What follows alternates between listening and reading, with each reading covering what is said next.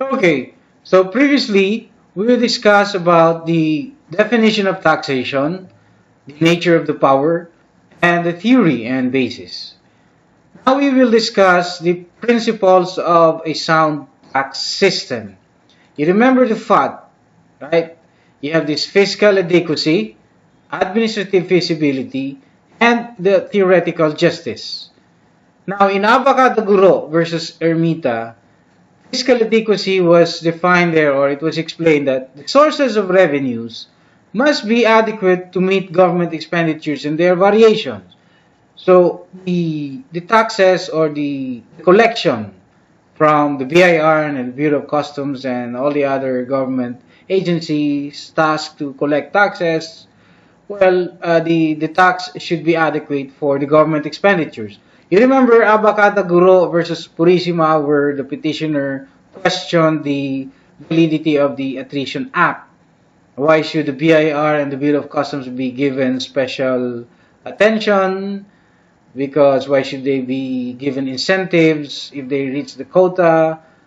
Why should they be removed if they cannot comply with the Attrition Act, etc., etc., etc.? But that's the idea there. If the government cannot meet the government expenditures, then the tax statute won't be declared unconstitutional. And so with this administrative feasibility, as discussed in Diaz versus Secretary of Finance, it simply means, administrative feasibility simply means that the tax system should be capable of being effectively administered and enforced with the least inconvenience to the taxpayer. Okay? If the administration of a tax statute is topsy-turvy, then the tax statute won't be declared unconstitutional. Remember, there is that power of the commissioner to abate taxes if the cost of collection outweighs the benefit. Now, that's one example. Again, if these two are violated, then the tax statute won't be declared unconstitutional, unlike if the state violates theoretical justice. Why? Because this goes to your constitutional right as a taxpayer. You remember that taxation interferes with property rights, such that if that interference is unreasonable, just like unreasonable search and seizures, unreasonable implementation of a warrant of arrest or search warrant, etc., etc., etc., then the act would be declared unconstitutional. This is found in Section 28, Article 6. Okay, but then again, if this fiscal adequacy and administrative feasibility are violated, then the tax statute won't be declared unconstitutional. Well, that's about it for FAT, for the principles of sound tax system. But mind you, this is one of the favorites of the examiner, so you should be able to discuss this one by one. Okay. Now we go to inherent limitations. Remember the petit, right? I think this came also from Justice de Mampao, credits to him. First one is the public purpose. This goes to the very heart of taxation. Okay? As defined or discussed in Planters Products versus Fertifil, public purpose is not really defined. It is an elastic concept that can be hammered to fit modern standards. Right now, public money may now be used for the relocation of illegal settlers, low-cost housing, and urban or agrarian reform. These are otherwise unheard of before. Okay? And as also emphasized in Pambansang Koalisyon ng Masamahang Magsasaka at Manggagawa sa Niyugan versus Executive Secretary, taxes could only be exacted for public purpose. They cannot be declared private properties of individuals, although such individuals fall within a distinct group of persons. That's public purpose class. Okay? But actually, as the society evolved, then the public purpose goes along with it. But this is the fundamental reason why.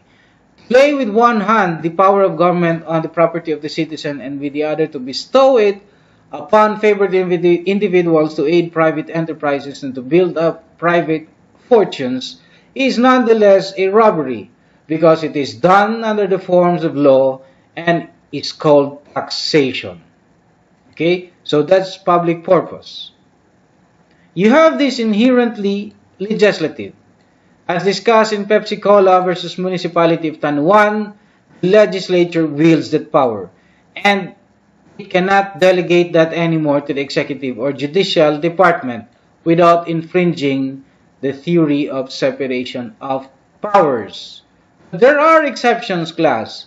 You have this delegation to the local government units and the delegation to the president.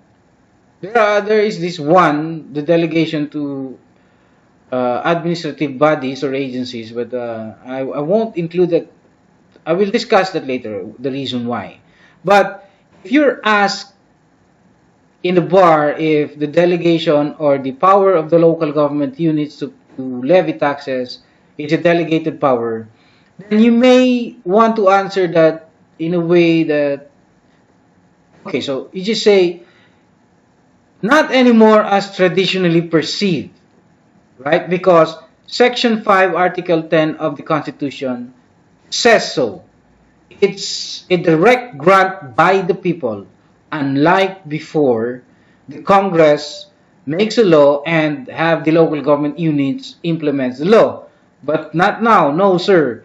The local government units have the power to levy taxes, okay? And the Congress cannot take that power away. They will just have to set limitations through a law. And what is that law? The local government unit. But if they will take that away, or the power, then the Congress Act is unconstitutional. Okay? And there is this delegation to the president. The delegation to the president is found in Section 23, Paragraph 2 and Section 28 of Article 6. You just remember that the president cannot exercise this power without an enabling law. It must be embodied in the law, the authorization granted to the president. And specified, or the limits should be specified by the Congress. Okay? It cannot be exercised by mere presidential decrees. No way, no. The president cannot do that. As discussed in Southern Cross Cement versus Cement Manufacturers Association of the Philippines. Okay? Now, the one or the other one which I would not mention here is, or, well, I will mention, but I would, with all due respect to some other authors, the delegation to administrative bodies or agencies. Actually, these administrative bodies do not really legislate. They just fill in the gaps. Okay, so it's not really the delegation. It's a subordinate legislation, as you learned in your constitutional law. They fill in the gaps, or like they interpret. It's like the Commissioner of Internal Revenue. The Commissioner of Internal Revenue interprets the tax laws, the NIRC, nothing more. If she will make a revenue memorandum, circular, or order that is not found in the law, then it is unconstitutional. So it's not really delegated to the administrative bodies or agencies. Okay? You have this territoriality. You remember CIR versus Julian Bayer Nickel. This is the president of a certain company who refuses to pay tax because she alleged that the contract, or it was executed somewhere else. I think it was in Germany. But the Supreme Court explained the meaning of the source of income. We will go to that later. And this one, the Commissioner of Internal Revenue versus British Overseas Airways, the lessons found therein is already incorporated in our NIRC, particularly in, I think it's section 28, paragraph 3, subparagraph A. It's all about gross Philippine billings, okay? But the fundamental reason why, is that, well, a state cannot tax anybody outside of its jurisdiction. Okay, that's basic. And the other one, the petit, after the T, International Committee. Okay? You have to, respect the treaties. There is this interesting case, the Jutes Bank case versus CIR. The BIR refuses to, it turns out that they disrespected the treaty that was entered into with Germany. And the Supreme Court was pissed off. You might want to read it. This is a very interesting case. I don't know if this was given. I don't think so. This might be given if it is not already. And it might come out in your bar. Okay? Remember Jutes Bank.